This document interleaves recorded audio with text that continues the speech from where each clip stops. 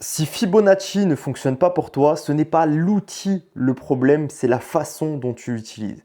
Et c'est ce que nous allons voir dans cette 4e vidéo du bootcamp. Donc reste bien jusqu'à la fin de cette vidéo puisque nous allons étudier une stratégie que tu vas pouvoir directement dupliquer de A à Z après cette vidéo pour l'utiliser à bon escient. Si tu es encore sur ce bootcamp là, je pense que tu as compris qu'aujourd'hui tu devais apprendre à lire un marché et surtout que si tu voulais aller chercher une rentabilité, il fallait que tu suives étape par étape ce bootcamp. Donc, tu as la playlist des anciennes vidéos dans la description. En attendant, nous allons démarrer cette vidéo par le sujet le plus important pour moi dans ce cursus aujourd'hui d'apprentissage. Ça va être l'outil Fibonacci, un outil qui est utilisé autant par les traders particuliers que par les traders professionnels parce que c'est un outil qui est très intéressant, qui est inspiré de la suite du coup mathématique de Fibonacci, ok, et qui va nous servir en trading en fait simplement à repérer les retracements, à repérer les points sur lesquels nous allons pouvoir prendre des positions.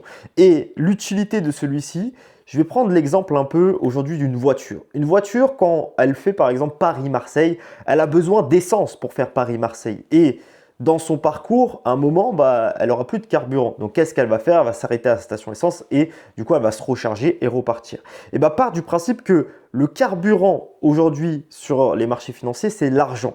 Donc, quand un marché suit sa tendance, c'est ce que nous avons vu dans la dernière vidéo, que le marché fait 80% de tendance, mais qu'à un moment, il n'a plus assez de carburant pour avancer, il va retracer sur des niveaux bien précis et cet outil-là va nous permettre de les repérer. Et pourquoi aujourd'hui tu n'arrives pas à repérer simplement ces niveaux-là, c'est ce que nous allons voir dans cette vidéo, parce que tu l'utilises de la mauvaise manière et surtout que ton interprétation est souvent mal utilisée. Donc, dans un premier temps, nous allons étudier aujourd'hui son fonctionnement parce que, comme je te l'ai dit, si aujourd'hui Fibonacci ne fonctionne pas pour toi, si aujourd'hui tu n'arrives pas à prendre des trades avec Fibonacci, sachant que pour moi, pour être très honnête avec toi, juste avec Fibonacci, tu pourrais littéralement déjà avoir une stratégie qui fonctionne plutôt pas mal. On va pas se mentir. Mais il faut l'utiliser à bon escient, sachant qu'il y a un point très important à comprendre sur Fibonacci, c'est que le point de base qui fait que tu vas bien l'utiliser, ça va être identifier un mouvement.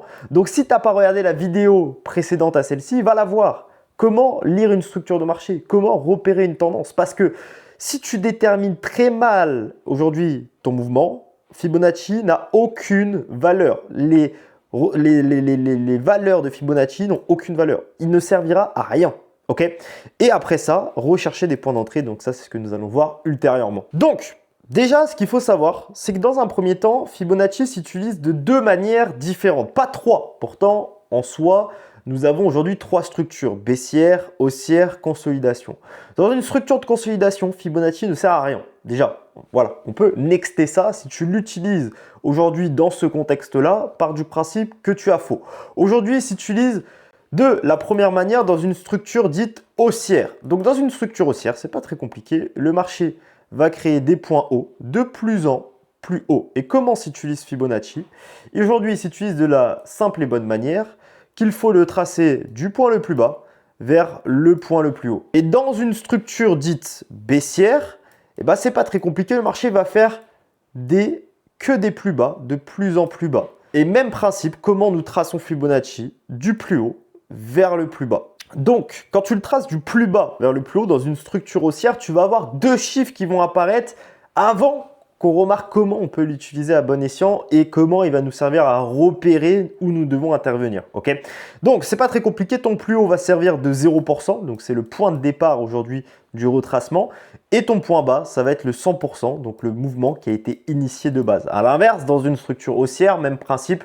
Sur le plus haut, nous allons avoir simplement le 100%, c'est le mouvement initié de base.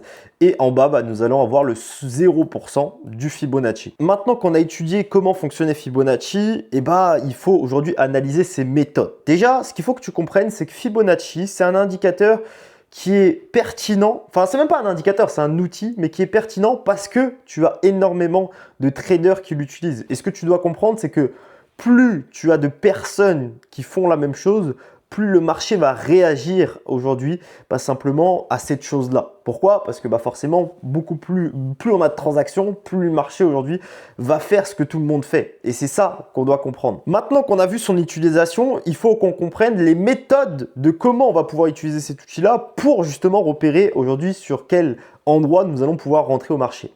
Déjà, ce qu'il faut savoir, c'est que Fibonacci, c'est un indicateur comparé à d'autres indicateurs, même si c'est plus un outil qu'un indicateur, qui est, on va dire, factuellement parlant, pas très intéressant. Pourquoi? Parce qu'en fait, il n'a pas de calcul, il n'a pas de fonctions primaires qui vont nous permettre précisément de nous dire où est-ce que nous devons rentrer. Parce que comme tu l'as compris, si toi, tu interprètes mal tes structures de marché, Fibonacci n'a aucune valeur comparé à des indicateurs tels que le VWAP qu'on verra, le CVD, le volume profile, etc. etc. Okay, donc, ce que tu dois comprendre, c'est que Fibonacci, pour moi, s'utilise de plein de manières différentes. Il y a plein de traders qui utilisent de plein de manières différentes.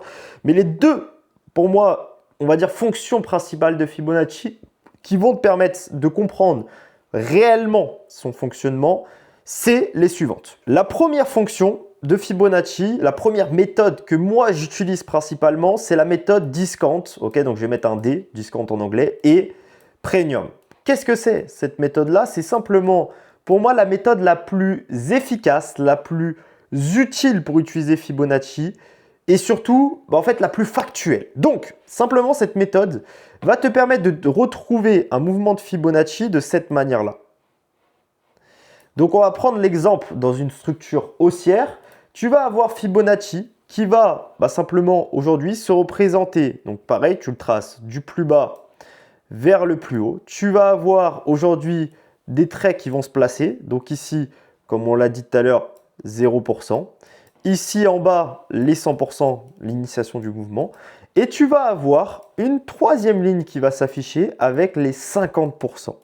Et quel est le principe de discount premium? C'est pas très compliqué. C'est simplement de dire qu'aujourd'hui, en fait, c'est pour moi, cette méthode-là, c'est vraiment du bon sens paysan, comme dirait Tougan, qui va nous permettre aujourd'hui simplement de comprendre aujourd'hui que quand un marché a initié un mouvement d'un point A à un point B, et quand nous sommes entre les 0 et les 50% de ce mouvement-là, donc en soi, vois ça comme une batterie de téléphone, nous sommes dans la zone dite vendeuse, dans un mouvement haussier, ok, donc zone vendeuse. Quand nous sommes dans les 50 à 100% du mouvement, nous arrivons vers l'endroit où le prix est en train de se recharger et presque chargé complet. Et donc, c'est la zone dite acheteuse. À l'inverse, tu l'auras compris, dans du coup l'autre sens, dans une structure baissière, nous le verrons sur le graphique après, c'est exactement la même chose, sauf que la zone d'en haut, c'est la zone d'achat et la zone d'en bas, c'est la zone de vente. Okay, et donc, pour moi, c'est du bon sens parce qu'en fait, c'est simplement dire que quand c'est comme ton téléphone, quand il est à 20%, il n'a plus de batterie, tu vois, il lag, il commence à plus fonctionner.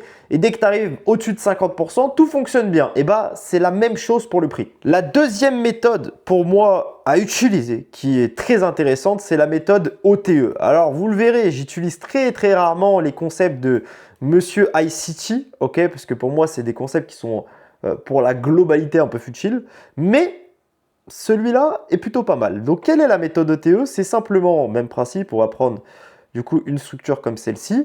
Tu vas tracer ton outil Fibonacci, donc du même principe, du plus bas vers le plus haut. Tu vas avoir les 0% qui vont s'afficher. Je vais juste prendre un crayon un peu plus petit, ok? Les 0% qui vont s'afficher.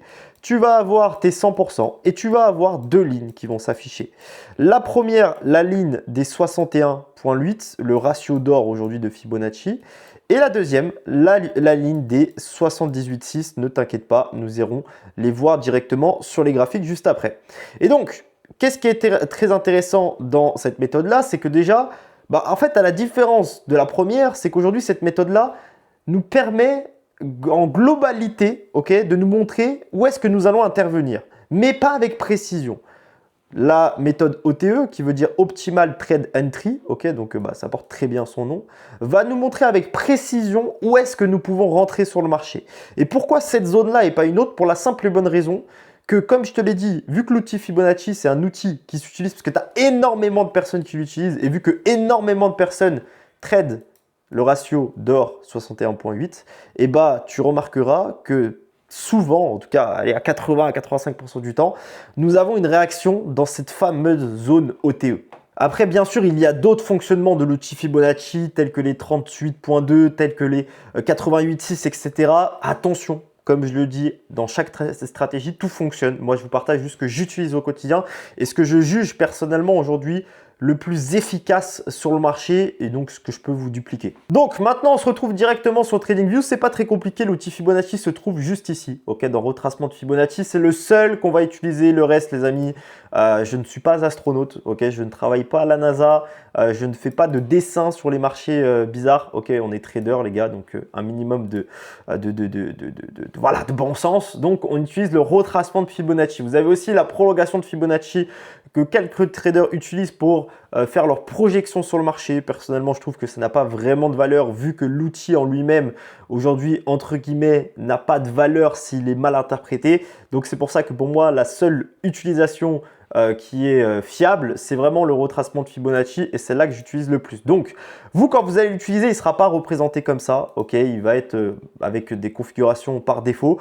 Je vais vous donner du coup les configurations que moi j'utilise, pas très compliqué. Moi, du coup, j'ai 0, ok, que je vais mettre ici dans la vidéo pour que vous remarquiez quand même aujourd'hui et que vous compreniez à peu près ce que je fais. Donc, vous pouvez du coup mettre 0. Vous allez avoir pareil aujourd'hui les 100%, donc les 1, ok.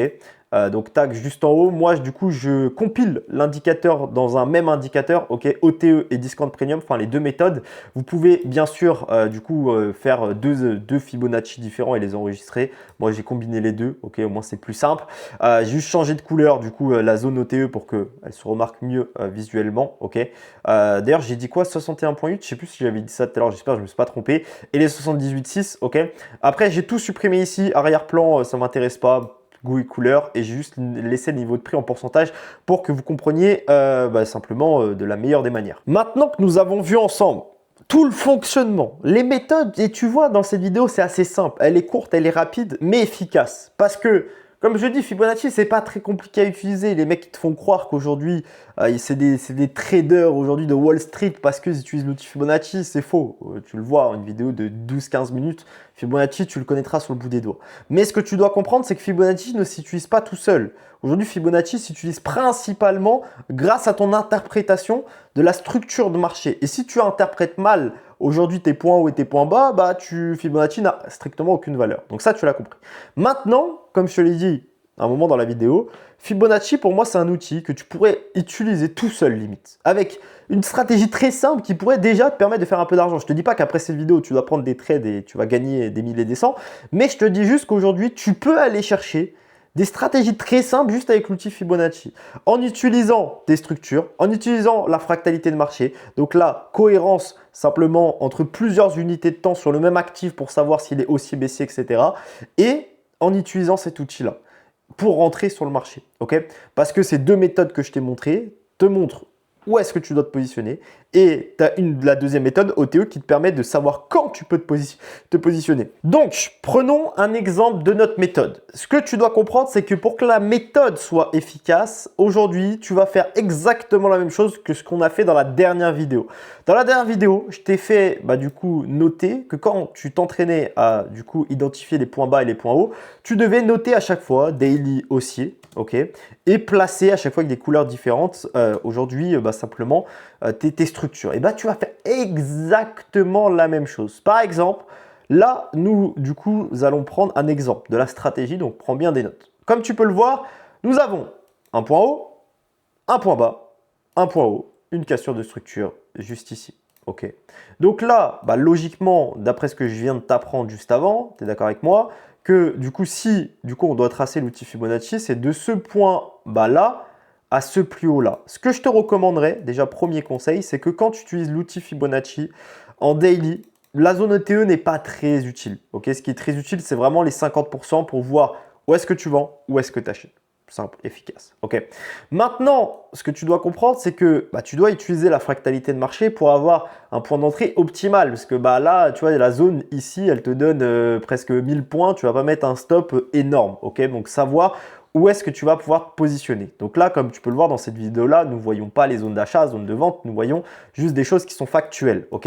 Donc, quand nous allons en H4, la tendance change. Donc, on va changer de couleur. Tac, rouge. Comme tu peux le voir juste ici, nous avons point bas, point haut, cassure, point bas Et on va mettre le plus haut là, parce que pour moi, comme je te dis, c'est vraiment de l'interprétation et du bon sens, mais ça n'a pas vraiment de valeur. Ok. Donc, comme tu peux le voir en H4, et bah pareil, on va retracer notre outil Fibonacci du plus bas vers le plus haut. Ok. Et là, on commence à raffiner un peu aujourd'hui l'utilisation de celui-ci. Donc d'ailleurs, petite détail que je t'ai pas dit avant, il faut que tu places sur les mèches, pas le corps de la bougie. Toujours les mèches, le placement de l'outil Fibonacci. Et ce qu'il faut aussi comprendre, c'est que par exemple, si là, j'avais mis aujourd'hui le mode replay ici, bah, quand un marché il monte, il monte, il monte, il monte, surtout que nous sommes sur l'actif de l'or, c'est un marché qui monte tout le temps, ok, parce que c'est une valeur refuge, et bah, ce qu'il faut comprendre, c'est qu'un marché est fait pour s'auto-réguler. Ok. Aujourd'hui, le marché, c'est comme je te dis, c'est comme une voiture. C'est exactement le même concept. Donc, à un moment, il va devoir s'arrêter à la station essence. Et Fibonacci va te le montrer. Ok. Donc, là, qu'est-ce qui se passe? En H4, pareil, tu reprends des notes. H4, nous sommes toujours aussi. Donc, déjà, tu sais que là, toi, ce que tu dois faire, c'est pas chercher des ventes parce que nous ne sommes pas à la vente, nous sommes haussiers. Donc là, tu vas marquer H1, ok, pareil, on fait le même exercice que la dernière fois. On va marquer M15, on va max aller en M15, il n'y a pas besoin d'aller plus bas, pour être très honnête. Fibonacci, aujourd'hui, en dessous, les mecs qui l'utilisent en M15, ça ne sert à rien pour moi. Ça ne sert à rien, ça n'a pas de valeur concrète, ok. Donc comme je te le disais, toujours dans le sens de la tendance, parce que Fibonacci, par exemple là, aujourd'hui, dans une consolidation, c'est quoi sa valeur? Il ne sert à rien, ok. Donc, toi, ce que tu dois comprendre, c'est que toujours, tu dois t'en servir dans la tendance. Maintenant, là, tu as tes zones. Une fois que tu as déterminé ton H4 daily, c'est aujourd'hui les zones dans lesquelles tu dois intervenir. Est-ce que le prix est arrivé dans ces zones-là? Est-ce qu'il a donné une réaction? Non. Eh bien, on va patienter. Boum! On a un peu trop vite. Qu'est-ce que fait le prix? Il ne revient pas dans la zone daily, ok, ça, c'est pas grave. Mais par contre, il revient dans la zone H4 et nous avons une réaction. Donc là, qu'est-ce que nous allons faire? Nous allons descendre en petite unité de temps. Qu'est-ce que nous allons observer en petite unité de temps? Nous allons essayer de remarquer une cassure de structure. Ok, une cassure de structure pour aujourd'hui, et ben en fait simplement interpréter de la meilleure des manières où est-ce qu'on va pouvoir se positionner. Donc là, on peut voir, on a plus bas, plus haut. Donc tac, nous allons changer la couleur, nous allons nous mettre en orange. Et qu'est-ce que fait le marché? Alors on va avancer petit à petit. Tac, le marché break, ok, break le niveau là par ici. Donc on voit le mouvement qui initie le volume acheteur. Et donc là, qu'est-ce que nous pouvons faire? Donc H1, on peut mettre qu'on est baissier, complètement dans la tendance, mais qu'on a un changement. Ok, on met baissier. On va mettre C pour changement. Ok. Et maintenant, qu'est-ce qu'on va aller du coup faire? Soit on peut le tracer de la H1, donc la H1 du plus bas vers le plus haut ici. Soit on peut directement aller en M15 et essayer de raffiner de la meilleure des manières. Ok. Donc là, en H1, donc juste je vais supprimer là pour qu'il n'y ait pas trop de confusion. Nous avions cet outil Fibonacci, donc du plus bas vers le plus haut ici. Si on se place en M15, on peut voir qu'on peut même raffiner, mais je ne pense pas que pour, en tout cas, l'exemple, il y aurait besoin, parce que ce serait, si on suit, fait voir, ouais, non, on aurait la même valeur, hein, plus bas, plus haut, on casse, l'impulsion, elle est là. Et là, si on le place comme ça, il n'a plus vraiment de valeur. Ouais, c'est pas très intéressant. Donc au final, M15, on aurait eu le même mouvement. Mais là, regardez, qu'est-ce qui se passe? Rejet. On attend que le marché crée du coup en M15 aujourd'hui simplement un rejet comme il va le faire ici. Ok, regardez, boum. Le marché rejette. Qu'est-ce qu'on fait? Ok, donc là, on a pin bar englobante. On attend que le marché l'englobe. On place notre aisselle en dessous des 78,6 et on va chercher le dernier plus haut. Boum. Qu'est-ce qui se passe? Tac, le marché explose. Simple, efficace. Et est-ce que c'est compliqué à utiliser ou pas? Non, on pourrait même, regarder, on peut même suivre l'update. Hein. Plus haut, plus bas, boum. Qu'est-ce qui se passe? Fibonacci. Boum. Alors, on n'est pas, non, tu vois, ça me fait mentir. Pas tous les mouvements, malheureusement, pas être de partout. Ici, on ne l'a pas eu. Fais voir si on descend en M15, tu vois. On descend en M15, est-ce qu'on a eu un retracement peut-être un peu après? On va observer ça ensemble. Non, malheureusement, on n'a pas eu de retracement là qui nous permettait de revenir là. Mais vous commencez à comprendre la DA. Ok. Donc, pour une stratégie simple, les gars, stratégie simple, efficace, je vous ai montré un exemple.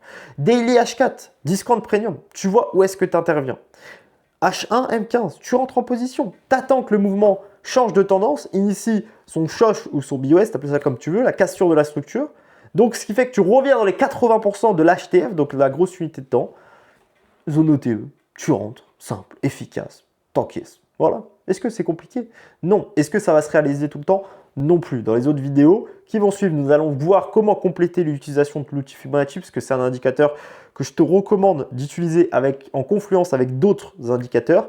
Mais rien que déjà avec l'interprétation que tu peux avoir aujourd'hui des structures de marché, tu peux avoir une stratégie très simple qui peut te permettre d'encaisser. Donc, on se retrouve pour la 5e vidéo très prochainement où nous allons étudier des concepts qui vont simplement aujourd'hui, on va dire, argumenter ce que nous venons de voir avec Fibonacci. Et let's go!